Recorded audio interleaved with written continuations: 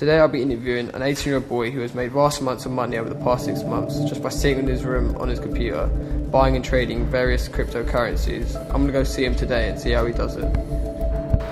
So, how much money in total do you think you've put into various online currencies, and how much money have you made by doing so?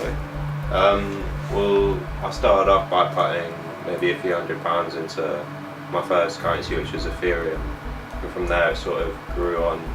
And I probably put around maybe £5,000 into it, and the amount that I've made changes quite a lot, but I'd say I've made about between 30 and 40,000. Which online currencies have you invested in? Which was your first one? Can you talk about each one a little bit in depth? Yeah.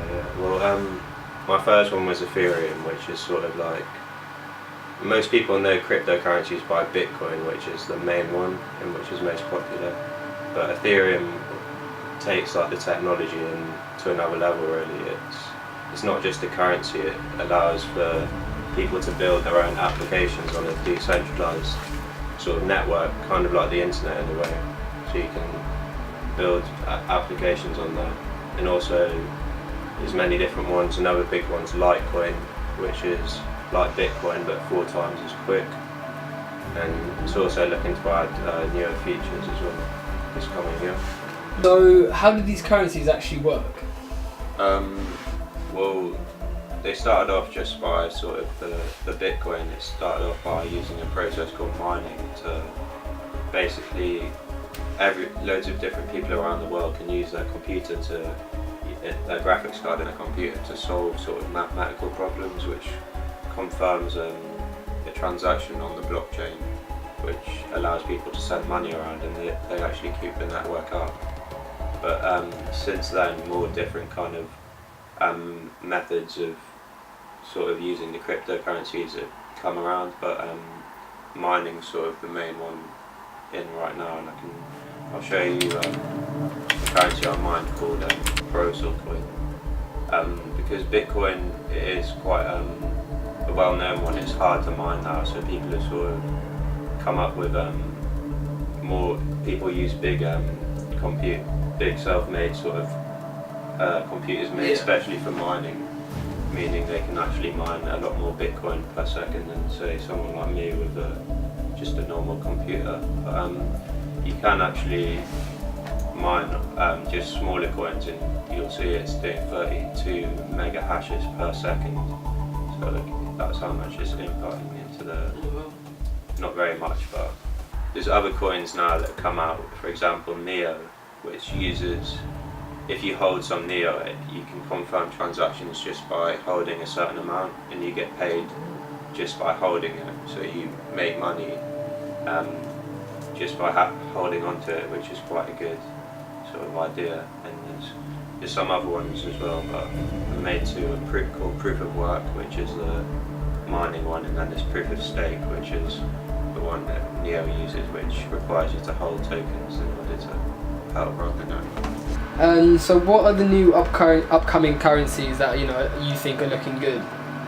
Well, obviously you've got Bitcoin and Ethereum, which are sort of already the biggest ones, but I think Cardano is also a very strong sort of competitor for Ethereum, because Ethereum it's a similar network to Ethereum, but it's bringing in more of a scalable network, meaning because so many people are using these cryptocurrencies now that they can't actually really run very quickly at all. It can take days or hours to send funds around, so Cardano is sort of making it so you can send things around very quickly, and it's sort of scalable for the future. So I think that one could be very good. And also Neo, which is sort of named the Chinese Ethereum, and that could be big over in China, but I'd say Cardano is going to be a big one over here. Yeah. And so for those viewers who are wondering, how do you go about buying these online currencies? Well, the easiest way is to download an app on your phone called Coinbase, and you can buy 4 currencies on there, I think. Bitcoin, Ethereum, Litecoin and Bitcoin Cash, which is a updated version of Bitcoin, but it's a lot of people look down on it recently, but it's also a good coin. But yeah, you can just sign up on there. You have to provide your ID and you can just buy them with your card, or you can actually meet up with people in your local area, and sort of there's a website which allows you to meet people like that. So obviously they have, they were brought in to do with the deep web and whatnot. Can you explain why? Why were they made? Why were they brought in? I don't actually know the reason why the Bitcoin creator Satoshi Nakamoto made it, but I reckon just to bring the power back to the people in the sort of use case of what this brings to the table is things like the deep web, where people can be anonymous and sort of do things online to do with sort of sketchy things, but that just demonstrates one of its use cases in my opinion, which is a good thing. The normal internet's only really a very small percentage of the internet, and then you've got the deep web, which you can't access on a normal internet browser like Google Chrome or stuff like that. You need a browser called Tor, which sort of links to loads of nodes around the world, so it means you can stay anonymous while browsing the internet, and it has a lot of different things on there, including sort of darknet markets, which you can buy pretty much anything ranging from drugs to weapons and guns and whatnot. After the making of this documentary, Raheem has gone on to make nearly $100,000 on a new upcoming cryptocurrency.